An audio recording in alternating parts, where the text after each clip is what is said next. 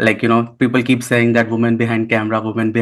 There is one here with us now. Thank you for having me. I was working on bigger budget films, like when there's action, there's explosions, and then cars flying in the air and stuff like that. I thought AI having impact on something which we do with the device. We stop thinking. Our cognitive thinking, our cognitive skills Correct. will start reducing to a very, like it will be diminished. What was the most difficult thing for you to shoot so far? It was in Paradha, but I cannot tell you what it was. That is. Did they show you Chakravakam? There was like a nail on the woman's leg and she was like limping and the guy was like being really mean to her and I'm like, what's going on? Like she has a nail in her leg that's bleeding while she walking. So if a director approaches you with a script, what do you look in the script? Connection with the director. Story also determines who the director is and the director also determines what story he's going to tell. Let's say there is a newbie who wants to go to film school or not, or what is your recommendation to them in general? I will never know everything. I will always feel like I know nothing.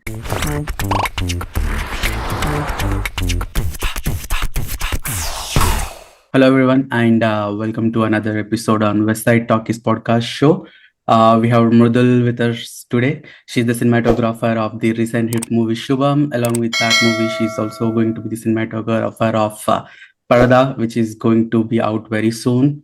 I already know a little bit of her background, but for audience, we would want to hear from her. She also worked in some Hollywood projects and Hindi projects, and now she is in our Telugu industry. And I do not know a lot of the female cinematographers in Telugu. So the moment I saw that she was the one who worked in Shubham, I was very excited. Okay, there is some, people keep saying that woman behind camera. There is one here with us now. Let's talk about her journey. What is her take on, the movie world, cinematography, her style of visual appeal in movies, and we'll discuss a lot more topics. We'll get into the podcast. Firstly, thank you so much for joining on our podcast. Thank you for having me. Thank you so much. Also, guys, we did not plan to wear red. It just happened. Synchronicities. Very, very nice. But yeah. Cool. First, I know this is a very basic question, but a very interesting question. And everybody is always curious to know the journey of people who are already there. So we would want to know about your journey. Like, where did you start from? How did you get into movies? How did that interest start? So I think it began unconsciously at a very young age because I was really hooked on to movies and television from like any kid, I guess, growing up in that era where TV was every Cartoon Network or like Star World as we grew up and Star Movies then when we got to grow older. So I think that was like the beginning of my journey. And then eventually it all started when my dad got a stills camera, the 550D, Canon 550D, he bought it. And he got like a really nice zoom lens, which was 18 to 200. So it had like a wide range and, it was a digital camera. So I started exploring with it, not knowing anything, like just playing with it in a way. And then I decided to do a short course in photography. And then once I did that, there was a internship available with a stills photographer, fashion stills photographer in Bombay. So that was Ishan Nair. So I kind of applied for that and I started working with him for like 3-4 years. We did a few Lakme fashion weeks and a few of his other Vogue editorials and stuff like that. And then from there, he got into direction. So I got the opportunity to do the set photography of his film. So that also kind of helped me shape an understanding light, in understanding composition, in understanding just the subtle movements for to create and evoke emotions. So that was, I think, the beginning of me like realizing that, oh, the difference between stills and cinema is very different. Like, it's like different worlds altogether. The language is different. Like the you can change so much in cinema because it's like moving. It's like 24 frames per second, whereas film is just one. I mean, sorry, photography is one frame and film is like 24 frames. So you can do so much with it, like with movement, with light, with like rhythm. So I think that kind of really stuck with me and gave me like a boost to assist my father, who's a Steadicam operator and was working on bigger budget films. So there I assisted him and like got the exposure of a very large canvas of how, real sets on a large scale work. Like when there's action, there's explosion, there's like cars flying in the air and stuff like that. So it was quite a wild experience. And then from there on one of the sets, I got to meet Binod Pradhan, sir. So he was like, "Why don't you come and assist me?" So I joined him very willingly because that was gradually the next step. So once I assisted him, he guided me that, for your next journey in your career, you should go to film school to get like practical and technical knowledge because I had no practical experience technical experience except for the photography course that I did. So then I went to film school. I went to New York Film Academy in LA, and that turned out to be a very enriching experience because I went without any expectations and I got a lot in return. Like that school gave me a lot in terms of just like whether we immediately, got to use cameras and tell stories in our own way without any sort of inhibitions or without any sort of right and wrong. Like no rules, but like more like experimenting. And that journey kind of helped me and gave me confidence in collaborating with other film school students, whether it was directors, writers, actors. It just kind of helped me meet a lot of like-minded people through the process. And yeah, then I worked there, I studied there, worked there for a year, and came back, started working in Bombay here. That was like some gist of my journey. Very nice. So, what was the duration of your course? I did the 9 month course. Okay, So, yeah, so with the course, basically, whether you do the 9 month or the 3 year, like I did the diploma, I didn't do the degree. okay, So you can still work for 1 year. You could. Now I don't know what the rules are, but you could work for 1 year after you finish your, like once you graduate with your visa. okay. Yeah. Actually, you had so much set experience even before entering the film school, right? So, Right. you said it was enriching. I mean, uh, what did you see? I mean, what did you learn new in the film school? In film school, so see, set was more like practical. Like you, Okay, jo ho raha hai, ho raha hai. Like, you don't have being an assistant. Like I was the third AC, technically speaking. The first time okay, I was, the second time I was like the uh, set photographer. The third time I was the third AC. So being a third AC, you don't have much say in anything. You're just doing things. Like you're not really thinking.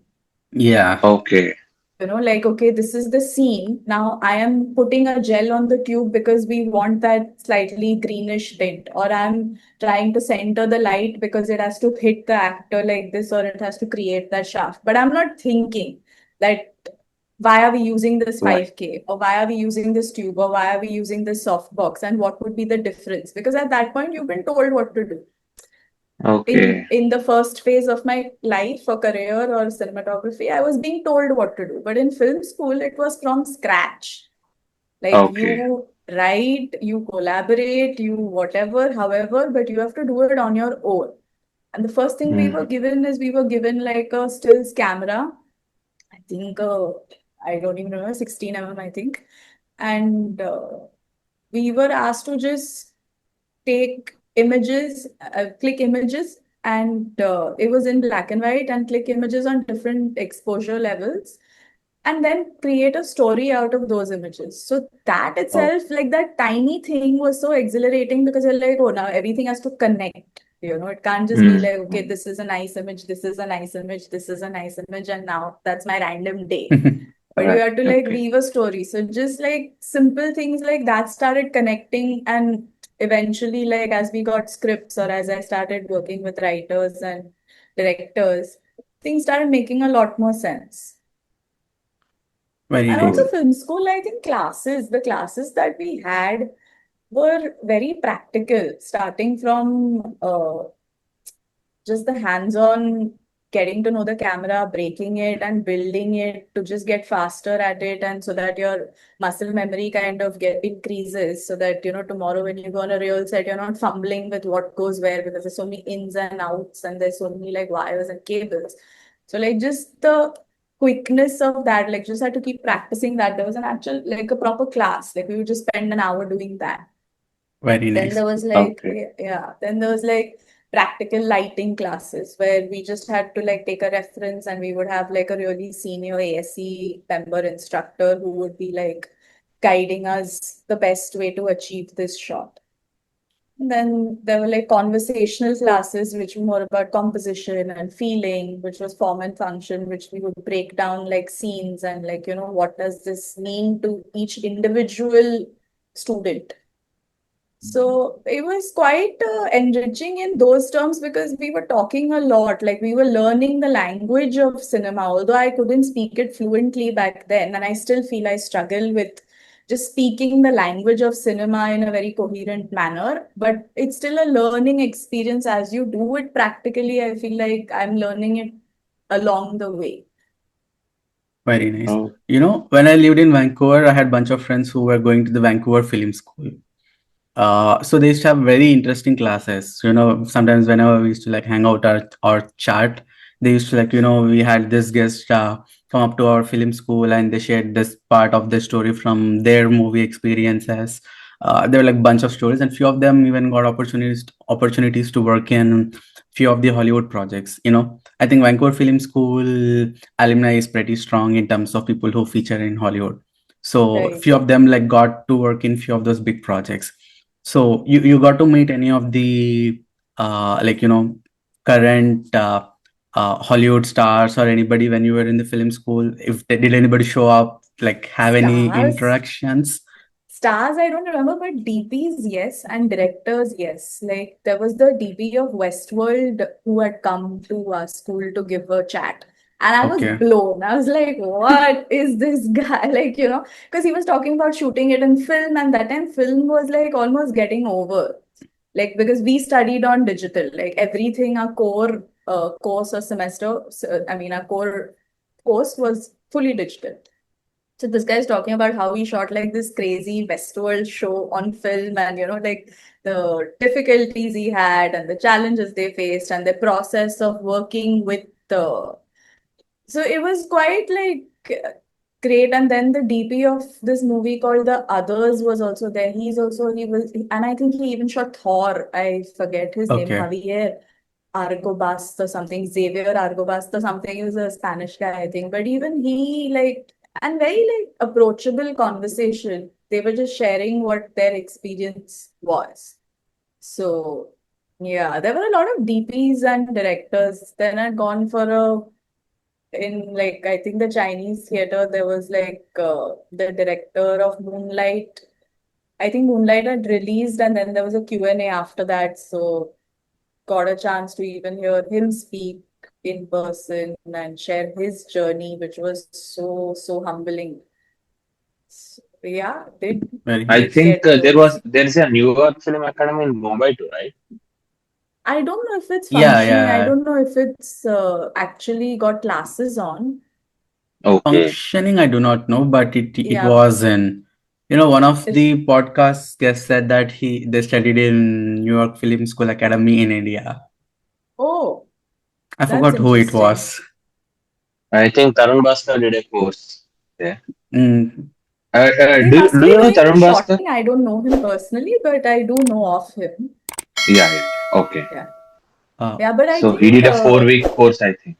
exactly. So there are short-term courses in Correct. Bombay, like just, but not like we don't have a campus here. Okay. okay. Yeah. One more So, thing. I know I was about to ask, and you already told me that everything they thought you was digital. But did you get to get a chance to work anything on reel as a yeah, camera? we did. Yeah, we did get to shoot on film as well. Okay. It was very scary because I had never shot on film before, but obviously we were given specific instructions of how to expose. And then when we did the tests, basically my mind was blown because of the dynamic range. Like the amount of detail we could gain back from the highlights was Mm-hmm. immense. Like I don't think till now a digital camera can do that with such. It's like almost buttery image. Like it doesn't, you know how right now digital will pixelate and you'll really see the detail of the burnout and stuff. But in film that didn't happen. So that really stuck with me, and I feel like I want to try to make my highlights or give that much detail even in the highlights which emulate that sometimes, whenever, especially shooting in outdoors, because it's absolutely beautiful. Like it's not sharp Okay. or edgy or it's not too digital like the way we see. Very Okay. nice. Actually, there's a debate between digital and negative. I mean, even now, some people are biased towards real and all. Right. Okay. I don't. I mean, I'm pretty much sold on Mhm. the sensor of Sony Venice. So I Okay. feel like, yeah, since a couple of years, I don't think I have worked with another camera except for the Venice, because it just creates a really beautiful and pleasing image in terms of skin tones. And it So for has a real Shubham Shubham, was did you Sony. use? Yeah. Okay. Okay. Shubham and Parda both we shot on the Venice. Oh, Okay. nice. Yeah, so it's Which it's lens? just a very so Whi- Shubham we shot with the signature primes, Okay. and Parda we shot with Supreme primes. Okay. Also, before we get into the Indian part of the discussion, how did you happen to work on fangirling? Oh, that was a job I did after graduating from film school. Okay, you stayed here for an year and worked here a little bit and then moved to Bombay? Yeah, I worked for a year in after film school, and I mean it was a job online. You just apply on a lot of Okay. these sites, Okay. but it was a really good experience. Yeah, it was. Yeah. Okay, nice. Okay. Then how did you happen to come to Hyderabad or It was Yes. Mumbai? through common friends, like a friend of mine who's a producer, director in Bombay. He kind of connected me with the Praveen and Raj sir. So Praveen and I were supposed to do a film before Parda and Shubham ever were conceptualized. His other film, which has Mm-hmm. not happened yet, but we were supposed to do Okay. that, and that's how I got in touch with him. And then Okay. there was like a long gap of us not being in touch at all. And because he started, like, he was, I think, developing these films, and I was working on other films like My Lake and stuff like that. So, and then after that, again, I got a call from him about Parda. Okay. Yeah, so the first film we had already started prep and we had started planning and short division and stuff like that, but it kind of fell through. And then a year later, I think year and a half later, Parda kind of happened. How was shooting Shubham? I know Paradha hasn't come out, so we can't Yeah. speak a lot about it, but how was it being on the sets of Shubham, working with, we have Samantha also in the movie and rest of the folks? Shubham, Shubham was a very quick and really uh, everything was very fast paced. Like we started prepping, we started shooting, we finished shooting, we went on a small break, we came back and we finished post production and the film was released. So it was very like quick. And that Okay. was So a how many really working days? I want to say 40, I think 40 or 45. I Oh, don't that's remember so quick. exactly. Ah, Yeah, that's okay. what it That's was, pretty a quick. very quick I don't remember exactly, but it's around But like somewhere around 40. Mm. Okay. yeah, 40, 45 days. So it was Oh, everything was very fast paced in that film, and it was a very good experience. Like we all were very excited about the horror and the comedy angle, and And plus, all these six actors and their chemistry was so fantastic that it was just a treat to watch everything come to life. Like it was, yeah. Okay. One thing I very much liked about Shubham is I don't say visuals and all. That's if we keep it aside, I was taken into that world. I felt like while watching, I was at Beamly. Right. So I think that one aspect I liked about cinematography. It was, That one very important thing which we need for storytelling. If you take them into that world, then the job is done. right.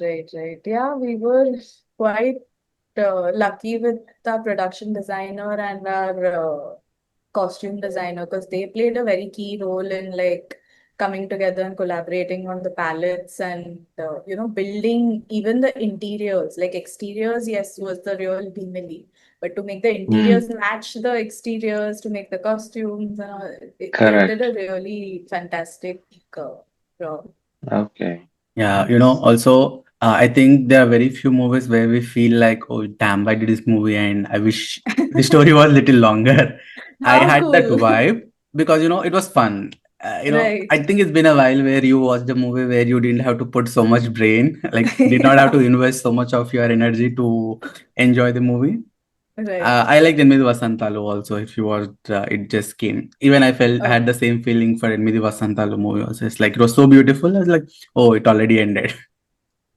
That's That's very great. cool of Shubham as well. And also, I think Paradha, even from the teaser, what we see, I think the color palettes and the camera work looks cool. And also, I'm guessing because you had to travel a lot for Paradha, because I think it involves a lot of journey. Mhm. From whatever I see, I think you got to shoot in a lot of beautiful locations. That's true. We did. But that was a journey in itself. Like the whole Is movie it a was a periodic movie? no. It's Okay. we haven't given it a period. But it's just we'll watch it. When you'll watch it, we can discuss about it. Okay. Hmm. Yeah, I was, that's why I was not picking on Paratha. Yeah. I think Just they're trying to, curious. yeah, I think they were trying to keep the entire concept very, you know, locked, right? I haven't seen a lot of discussion coming out on the story. I think Praveen wanted to keep it out for the movie to release and Absolutely people for the be like, audience too. yeah. Nice. One more question on, your shooting style. So, how do you like prep on a typical day when you get to the shoot, and how's your discussion with the directors who you worked with? And because I do not have any real movie experience, maybe this is one of the questions which might come as very naive, but you know, uh, who exactly does the scene breakdown in terms of how the shots exactly has to be like shot, like angles, breakdown, uh, length, etc. All of that. Is it the director's call or the DOP's call, or how exactly that happens? So I think Praveen and I, what we did is we would prep first in terms of Okay. like for Shubham, we made storyboards and he would basically tell us verbally like what he was seeing this scene like. And then based on that, we would kind of develop the storyboards on Previous Pro. Then we would rediscuss these storyboards and then like go on set and maybe tweak a few things if they're not working out, depending on action, depending on the day and the location and everything. But it started from pre-production, and it was him who would tell us what he wanted. Like he was very clear with what he wanted. It was like our job to execute what he was saying with the limited resources that we have. So, and also obviously the reason he hires us is because we have a certain vision, a certain style, a certain way of doing things. But it's like you talk about it. Like I would talk about him, I would share like certain lighting references with him. I would share, like we both would share certain camera movement sort of a way, like, like how do we evoke this eeriness or like this lightheartedness, like through different multiple mediums of references, whether it was like through pranks, whether it was through actual movies, whether it was multiple, it was like pretty mixed in terms of how we uh, planned the shot, but it was all through his whatever he was envisioning, like whatever was his script, whatever his story was. And then we would try to make meaning and give it meaning and sense. Okay, so what I understand is the director would have like a vision. He would want to say like, okay, this is how I want this scene to look like. This is that. These are the angles I want to look like. These are the kind of close-ups I want to look like, and the DOP would execute them. Yeah, he would narrate the scene. He would narrate it like a normal scene, and then like we have to do the storyboarding. And also on Shubham, we had like an incredible creative producer, that is Raj sir. So Mhm. Raj sir played a very important role as well in the execution of everything that you see. So he also had, like, as a creative producer, he was very supportive and collaborative with us and, discussing things, how to achieve certain things and stuff. So that was also a big part that How big was your camera team? it wasn't very big. I had like one camera operator. We had two cameras. So we had like a second camera operator. We had two ACs and a gaffer and two focus pullers and the camera attendants that came and the lighting crew. I mean, Okay, in total, I don't know, I think 15, at least 15, Okay. 20 people. including the lighting. Uh, Yeah, including the Oh, lighting, okay. grips, and camera attendants. okay. If I can get back, you were talking about creative producer. Can you, if you can tell one instance, like how creative producer? I mean, what change? I mean, what happened because of his interference? We didn't call it interference because it was more like a collaboration. Like Yeah. Radza never imposed anything or he never said ki it has to be done this way. He was Mm-hmm. present as like a person to uplift the whole film because he's a creative producer. So the one instance was like his on the first day itself, his suggestion to like shoot the scenes which are like the emotionally like scary or like the guys are getting scared to shoot that a Okay. little handheld, like not get Okay. too static and stuff, like create that Right. certain anxiety through camera, like shoot it handheld, go like run around, like not run around, but like just be fluid basically. Then Mm-hmm. there was yeah, that was one big suggestion. Then also his other suggestion of like using wide angles was really helped us a lot with uh, capturing the atmosphere as a whole. Okay. Yeah.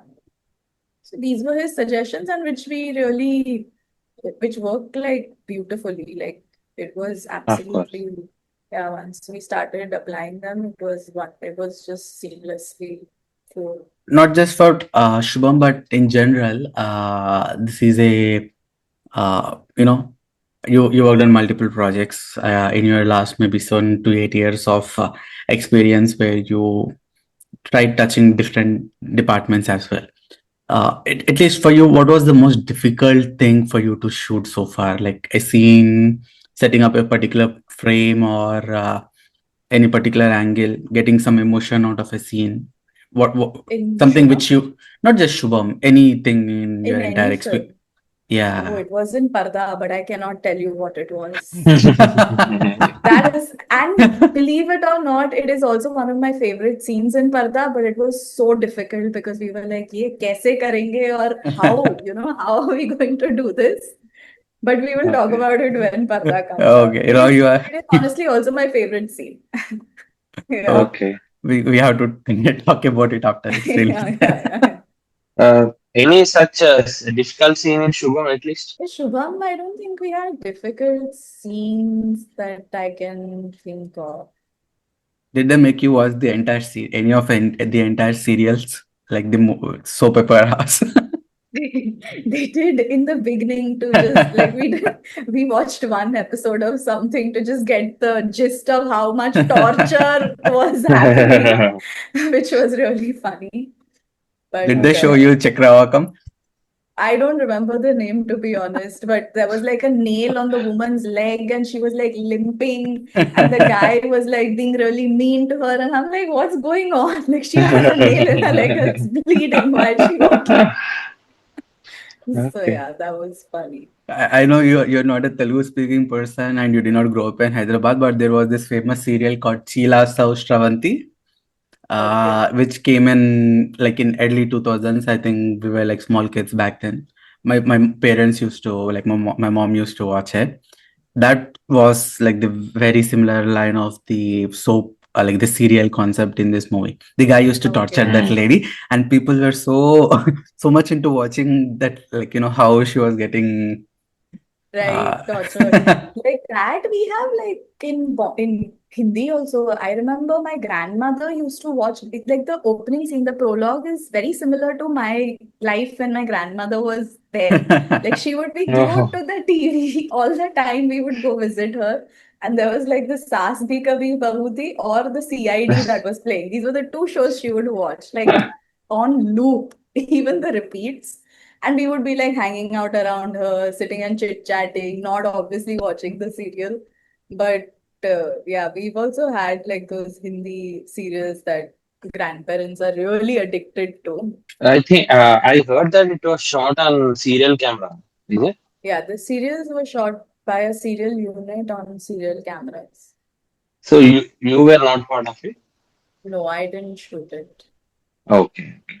We wanted it to be authentic, like Praveen was very Right. specific. yeah, too much making it too much cinematic would have made it lose that that Absolutely. zooms Correct. expressions. But yeah, good that Ashrit asked it. I didn't guess that there was another team who shot it. One more thing, I know we've been talking about cameras. You already told about your first camera and the one which is your favorite now. Uh, do you associate yourself a lot with the cameras? Being a cinematographer, I do photography, and obviously I love my camera. I do not have a lot of gear with me, but whatever I have, I think I get very attached to it. Did you have that kind of association with the cameras you held throughout these years?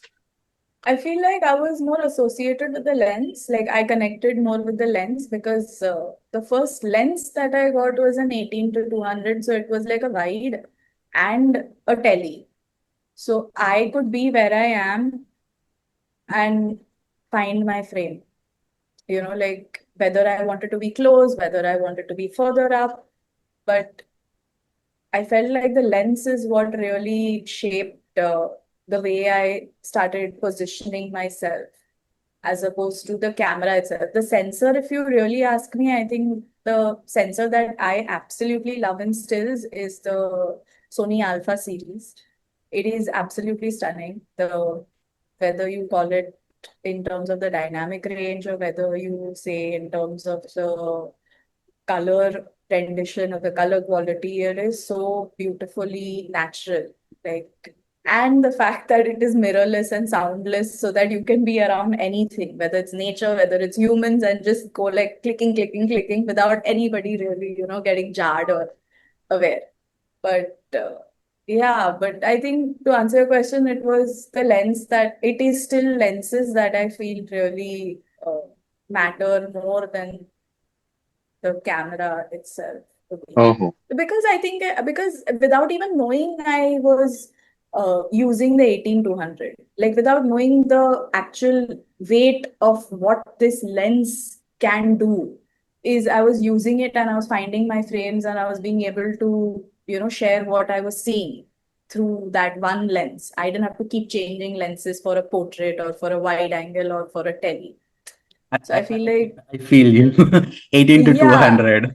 yeah, exactly. It's a very brilliant lens for somebody who's just starting out and to, share what they want to without making it very cumbersome or weighed weighing themselves down, like carry a big bag and have like these three lenses, like they have to be kept properly, demoistured, and it becomes like a headache, So, and especially when you're starting out. So I feel like that uh, worked really well for me, and I was very attached to that lens. I still have that lens. It is in such a bad condition, but I still have it because I'm like, it was something that I started with. Nice. The my biggest fear is whenever you have these lenses, you go out, you cannot drop it, you cannot have scratches, you can't handle it. Yeah. You It's can't like this handle, child that you have to be so careful of. you can't like you have to be careful while you are moving your camera like this, you can't hit a wall, it's gone. Did you try any other crafts other than camera work, like direction, writing, acting, or anything else? No, out of those, I haven't tried anything. I mean, I did it in film school because we Okay. had to. It was like a chore. And then luckily, that chore I failed at it miserably. Like, I just couldn't comprehend of how can a director be present for the whole process, like till the end, from the beginning to the end. It's just too much to take in, like handling people, handling the set, handling your story, narrating it in a way that has, a full form of a story. Like I feel like it's a very challenging job. So no, I haven't. I've tried it and I have decided You tried Okay. as camera in is the my film medium. school. Yeah, but and then I decided camera is my medium. Like if I want to connect or like continue, it would have to be through this department. Okay, very nice. As people say, director is the captain of the ship. From whatever short film sets I've been to, I understand. Obviously, a movie set is going to be a lot more complex than those minor short film sets. But yeah, he Yeah. has to be very quick with decision making. So there is a problem on the set, figure out, get it done because everybody will be looking at you to make the decision. It's not easy. Do you have any like favorite genres where you want to explore in the future? Like Shubham is kind of comedy horror. It is not like horror, but you want to try like any specific genre in future? Yeah, I think science fiction and then like more complex science fiction, like science fiction romance, then science fiction, like mind-bending stuff, Like Matrix? science fiction, spiritual. Yeah, but more like science fiction is something that I like Matrix, like Inception, but like smaller versions of those also are there, which are absolutely beautiful. Right now, there's one which is called Flatliners on Netflix. It's an old film, but I recently saw it and I was absolutely amazed by the mind-bending concept itself. And when like High Origins is another film, the way it just talks about uh, life and how it's all connected and stuff like that. It's interesting. Yeah, so that is the Okay. genre I would definitely like to explore. Sci- But yeah, I mean, there eh, are lots of genres, but yeah, if you ask me specifically one, it would be science fiction okay, I was mixed like, with a lot of yeah, others. I was expecting you would not say I want to do everything. Everything to definitely, because as a DP, I don't think we have a choice to. I mean, as a director or a writer, you choose what you want to write and what you want to direct or what you're good at. But as a DP, I think like it has to be more open-minded and, you know, be more malleable, like be more fluid about the films. Because otherwise it'll be difficult, yeah, to just Yeah. work on any one genre. No, no, we get So it. if a director approaches you with a script, I mean, what do you look in the script if you want to take it up? Connection with the director. Like if we are, Okay. on the same wavelength, if we understand, listen, Hmm. yeah, that is the first thing because rest everything are questions. If you have the connection, they can be answered. But Okay. the first thing is that, and obviously then the story comes into play. Like, yeah, then I would say is the story. Like, if it's something that I would also be able to and interested in being attached to. So you prefer Like, more wavelength with the director than first. I mean, it's both, it's a mix of both. It comes Okay. together.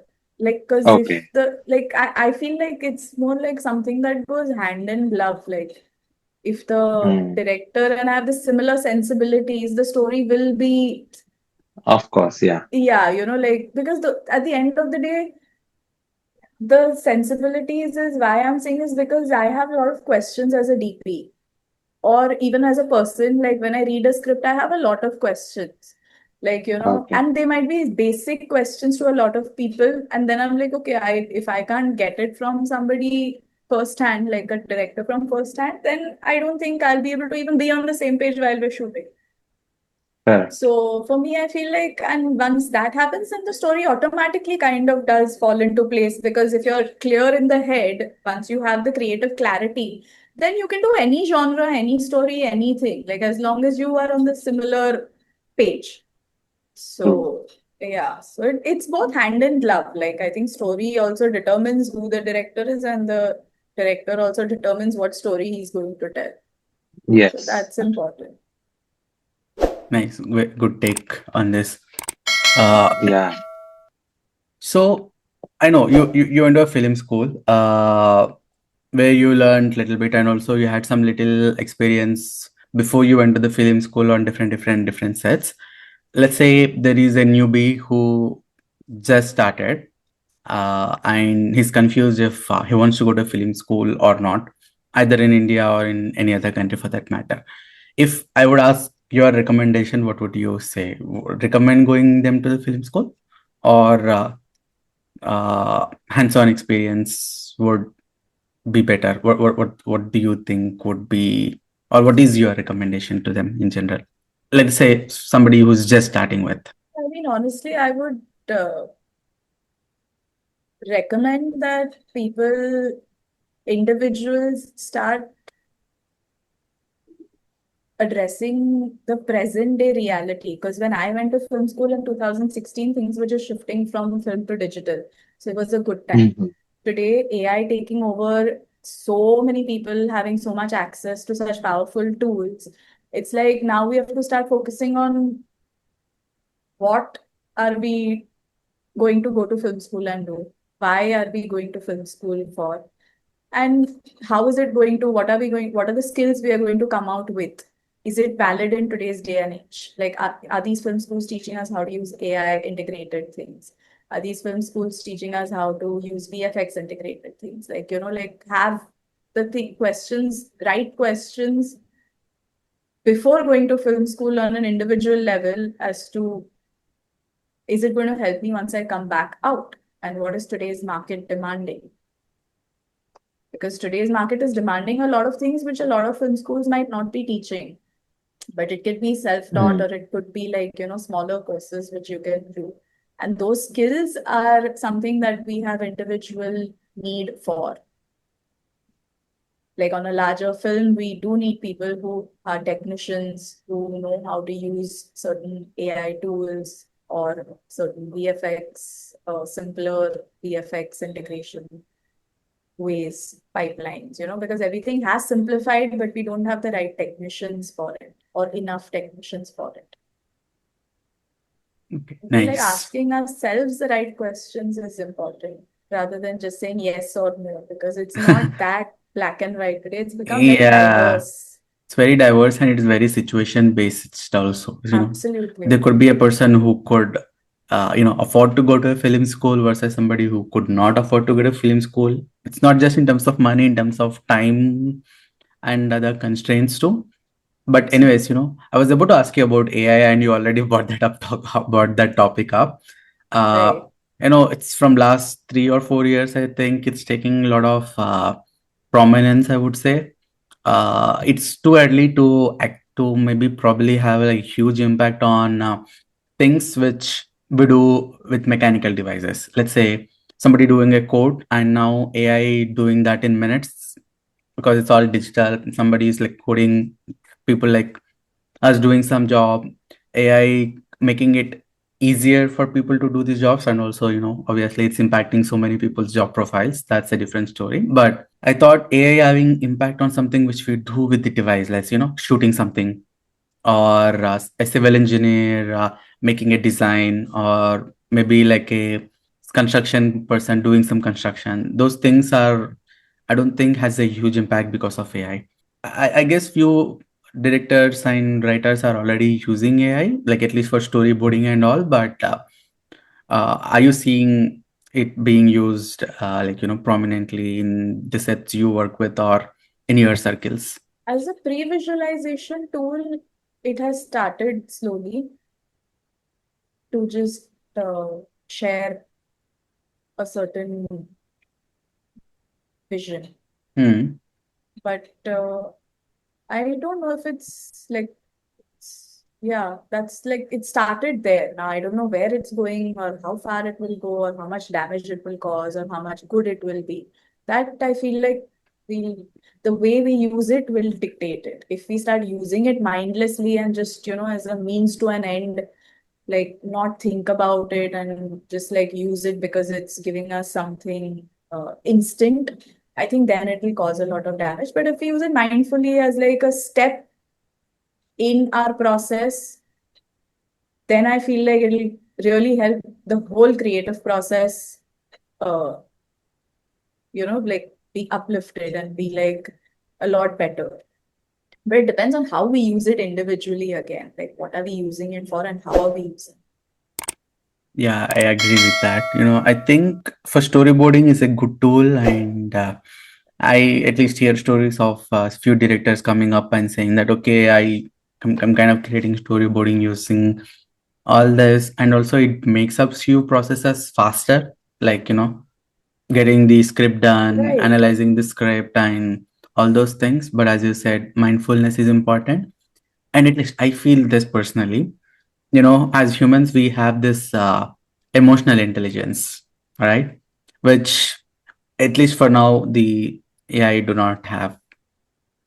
Maybe they'll be able to recreate it in the future, but for now, it's a machine which is following set of instructions which are coded in. Right. Yeah, I don't know. I don't want to have that conversation because I've been reading so much, like listening and reading to good stuff, bad stuff. So I'm very gray right now about it because Okay. I honestly don't. Because there is good stuff also out of it, and there is a lot of bad stuff as well. But What's that I bad stuff, if you can tell? the bad stuff, Yeah, I mean, at least in filmmaking, AI in filmmaking. we'll stop thinking. Our cognitive skills Correct. will start reducing to a very, like it'll be diminished because we'll think, "Arey, this is so lovely. It has, come up with such an amazing image. I'm just going to try to recreate that I'll shoot something and then I'll grade it like this. Or I'll try to shoot like, similar angles, similar shot size, similar production design. But I won't think about it. I won't think Yeah, about how I would have put in thought, emotion, attention, rhythm, like building. I wouldn't have built it the way. And that is cognitive skills, right? Like once we correct. stop using our mind for Done. something, I feel like it'll be the worst thing on this planet.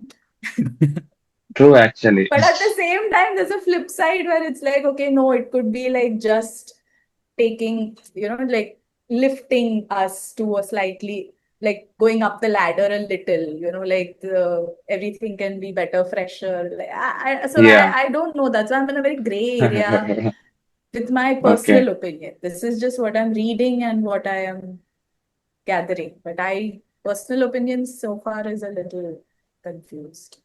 Okay.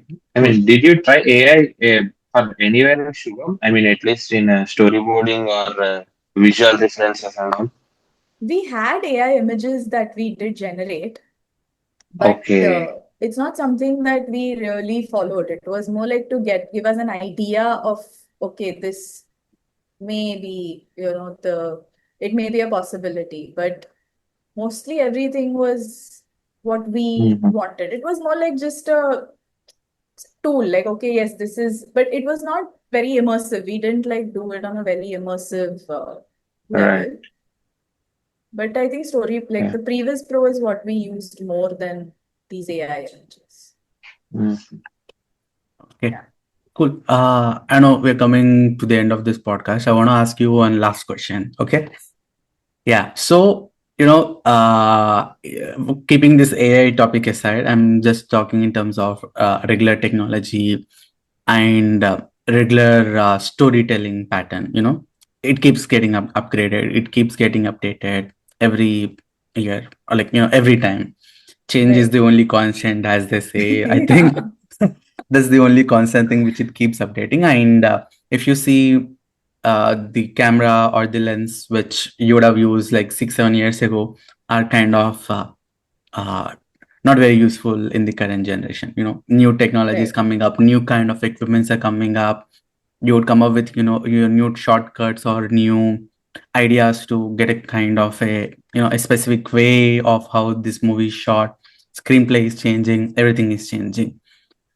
uh, for you who already worked on few projects, even for like a newcomer who is just starting with, how do you guys keep up with all these changes and keep upgrading the way how you shoot, like your work basically? How do you keep updating yourself with all these constant changes in the way of filmmaking? I think Read a I'm pretty lot, old practice a school. lot. No, I'm pretty old school like that. Okay. When if you ask me that question, because I think I always go back to reminding myself of what is a cinematographer. Like, instead of, getting overwhelmed with the technology and overwhelmed with everything that's constantly changing. Because at the end of the day, the technology is tools. It's just like giving you more power or more like accessibility to achieve something that's in your mind. But as a cinematographer, I have to keep reminding myself that I am an equal part artist, a technician, and a business person. Like, these are the three things that equally I am, which is again through reading books, is how I have even understood this, or like got this information, which is so simply put, but it's so grounded that it doesn't, make you get lost in these multiple things that keep coming and going, coming. So, yeah, but at the end of the day, we have to keep updating ourselves, keep reading things, keep reading about what is new, at least knowing what is new and what we can use. Because tomorrow, when we have the chance, the opportunity to, like use a certain tool, like the biggest for me right now, I think the biggest advance for me right now as a cinematographer is the way they've compressed the Sony Venice cameras. Like the mini Okay. Rialto is literally a palm size thing. The sensor is palm size. You can put it in on rig it on top of cars with just a lens, and it's so compact, you know. And also like what they did in adolescence using the Ronin, like those are like revolutionary things. Like, constant, like you can break angles the way you do in like steady movements, and it's all like connected to one system. So I feel like obviously those changes will keep happening, and it's amazing that it's happening. I think staying grounded also and knowing what to do with those changes is needed. But good that at least we have this intention to keep up. I think that is very important, so that we are not like Absolutely. left behind. And also Right. the more you learn, the more you try and implement it in your I movies or in also your think, next animes. I also read this really interesting thing.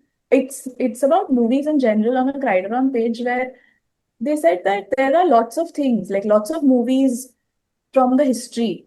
But what do you like? What has affected you or impacted you?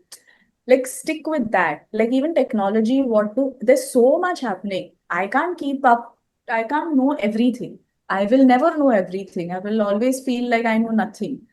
But there are certain things that have impacted me, certain shots that I really feel like, wow, like how did they achieve it? What are the tools they're using to it? Those are the tools that I want to deep dive in. Those are the things that I want to deep dive, as opposed to everything. Like everything is not possible to even devour. It's like too much. So I think, yeah, knowing what has impacted you, how it's impacting you, why it's impacting you, and then narrowing it down from there really helps. As we are coming to the end, I thought I'll stop this question with anything you want to speak about Parda, but as you already said that you can't, we will probably connect some other time, and we want to know about that difficult scene and how exactly you shot it. Yes, So we will we'll, do that we'll once wait. we release We'll wait it. for the movie to release, Yeah. and then we'll talk on that. I think this was great chatting with you. You know, Yeah. uh, Yeah. I like the way how you look at things, the way how you are approaching at things, and your ideology. Great. Yes. Thank you. Yeah. We hope to see a lot more projects from you and keep working in Telugu. Yes. We'll we watch all language movies. It's not just Telugu, but Okay. I'm more biased towards Telugu because we speak Telugu. Right. Yeah. Yeah. Anyways, thank you so much for joining again.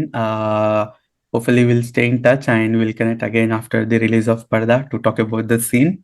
Thank you, audience. Thank you for watching this episode. Please stay tuned to our channel, and if you like our content, please like, share, and subscribe to our channel. Thank you all. Bye bye.